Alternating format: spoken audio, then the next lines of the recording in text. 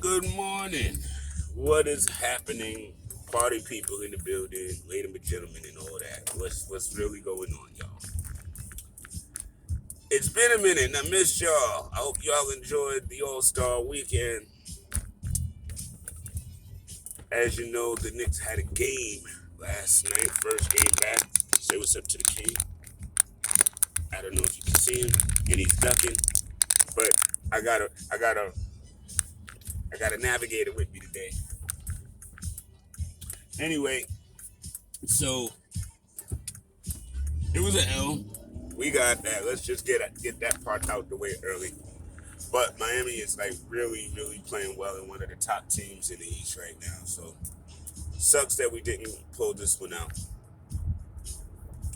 But a couple of things. On to the most obvious. We are in dire and desperate need of a point guard. Alex Burks is just not a starting point guard for us. You know, IQ is getting better coming off the bench, and I think that's a good spot for him. But we still need somebody to get into that lead role. Uh, I know the narrative yesterday was everyone wanted to see Deuce, especially given the fact that Kemba is benched for the rest of the season. You know, and I hear that, and we may get more Deuce later, but the unfortunate part is Tibbs still believes on the team Alec Burks at the start is our best opportunity to win. And it might be analytically. It just might be. Doesn't mean it's good or it works. It's just what we based on what we have, you know, and the level of skill set, veteranship, understanding of situations, you know. And again, I do get that. You know, again, I'm not. I don't believe that Tibbs is stubborn about playing the youth, like some of my fan base friends have you know, written, you know, thesis statements on. Again, yes, he plays some veterans more than others. But at the same time, everybody who tells me that he doesn't play the quote unquote kids ignores the fact that he plays Grimes all the damn time. You know, and last night it was really good to see that he put Jericho Sims out there and stuck with him. Because Jericho he has instincts, but he's just so daggone green. You know, he's just really, really raw. But last night I saw something in him that was very impressive in the fact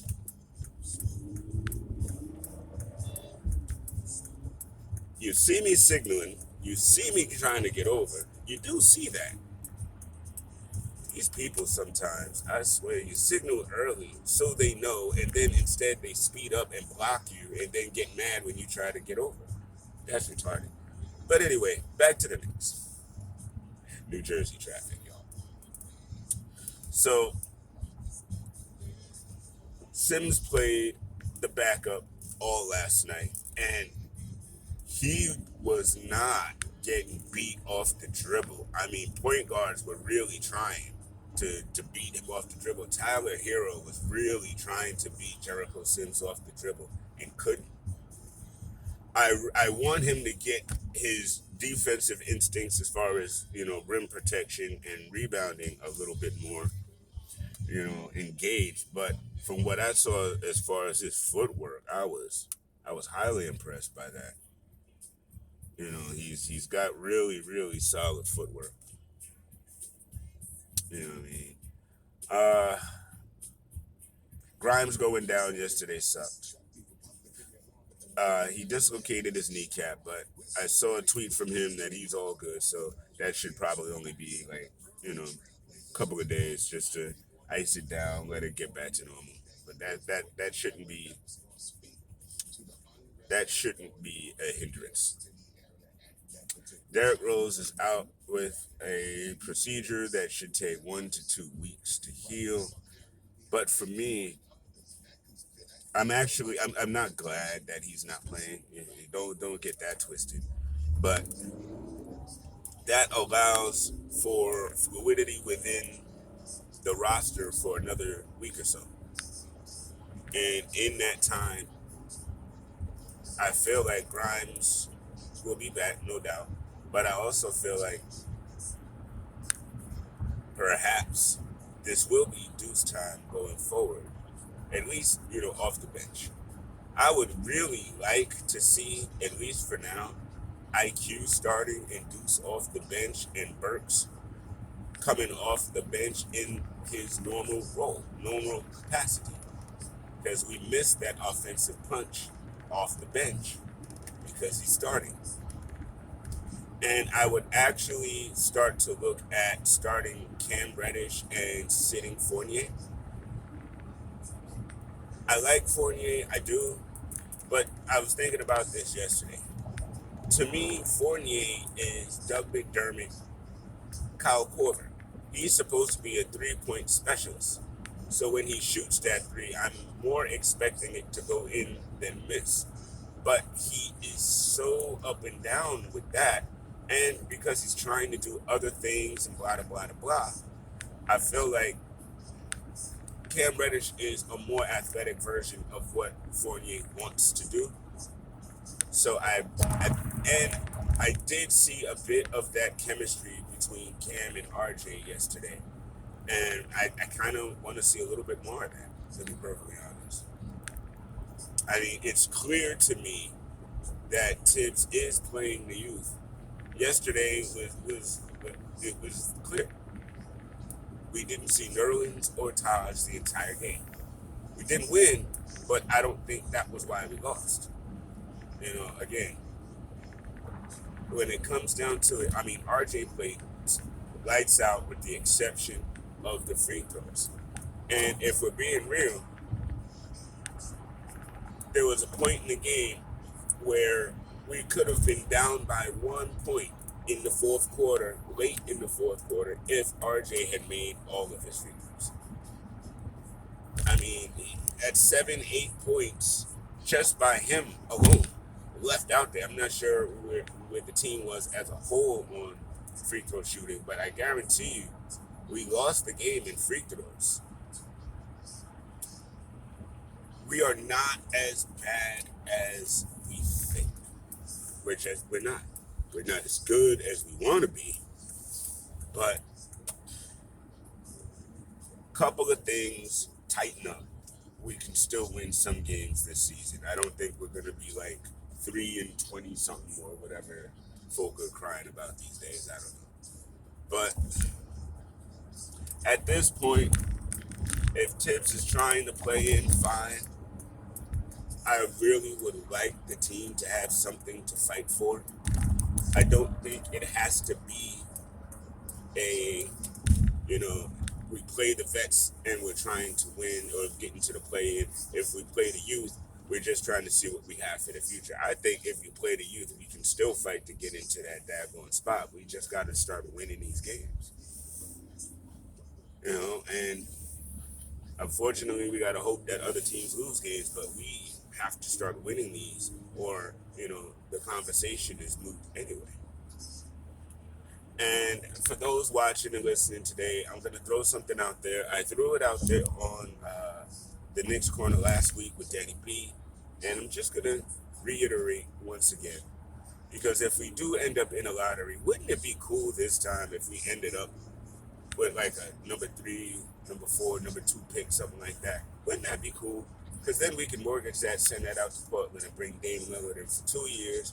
And honestly, Dame, RJ, and then Randall in that order, I think that actually could do something here. I really do. And end of the day, because they've got now a big 2 in Philly, a big 2.5 in Brooklyn, it would behoove us to at least get us another, I don't want to say star, but another quality player that can actually take some double team pressure off of Randall as RJ emerges. Next year, I feel like the double teams won't come as much to Randall if he's still on the team. because RJ is definitely going to command double teams. I mean, dude, he put up like 46 points last night, man. And it could have easily been over 50 if he just hit his free throws. RJ is emerging, like I told y'all at the beginning of the year. I felt like if he wasn't going to be an all-star this year, he'll be an all-star next year, and he's showing that. He's definitely showing that.